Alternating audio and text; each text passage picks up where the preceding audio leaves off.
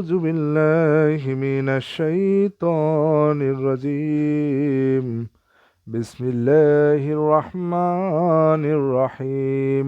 সম্মানিত সুধী, আজকে আমরা খুবই গুরুত্বপূর্ণ একটি বিষয় নিয়ে আলোচনা করব। আমরা সাধারণত আলোচনা করতে গিয়ে মানুষের গীবত করি, অন্য মানুষ সম্পর্কে কিছু অনুমান করি।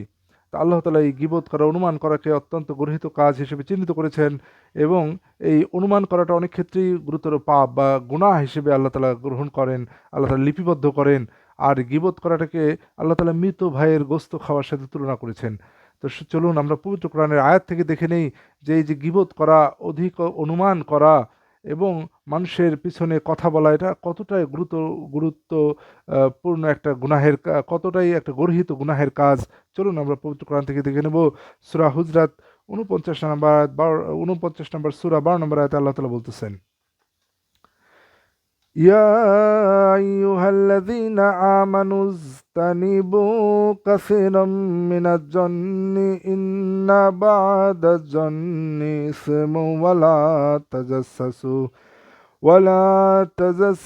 ولا يغتب بعضكم بعض أيحب أحدكم أن يأكل لحم أخيه ميتا فكرهتموه واتقوا الله إن الله تواب رحيم। হে মুমিনগণ, তোমরা অধিক অনুমান থেকে দূরে থাকো। নিশ্চয়ই কোনো কোনো অনুমান তো পাপ। আর তোমরা গোপন বিষয় অনুসন্ধান করো না, একে অপরের গীবত করো না। তোমাদের মধ্যে কি কেউ তার মৃত ভাইয়ের গোশত খেতে পছন্দ করবে? তোমরা তা অপছন্দই করে থাকো। আর তোমরা আল্লাহকে ভয় করো, নিশ্চয়ই আল্লাহ অধিক তওবা কবুল করে, অসীম দয়ালু। এখানে আল্লাহ তাআলা বলতেছেন, ইয়া আইয়ুহাল্লাযীনা আমানু, হে তোমরা যারা ঈমান এনেছো, আমানুস্তানিবু কাসীরাম মিনাজ জন্নি, দূরে থাকো অত্যাধিক অনুমান করা থেকে। ইন্না বা'দা জন্নি ইসমু, নিশ্চয়ই কিছু অনুমান তো পাপ। ওয়ালা তাজাসসু, আর তোমরা দোষ খোঁজ করো না।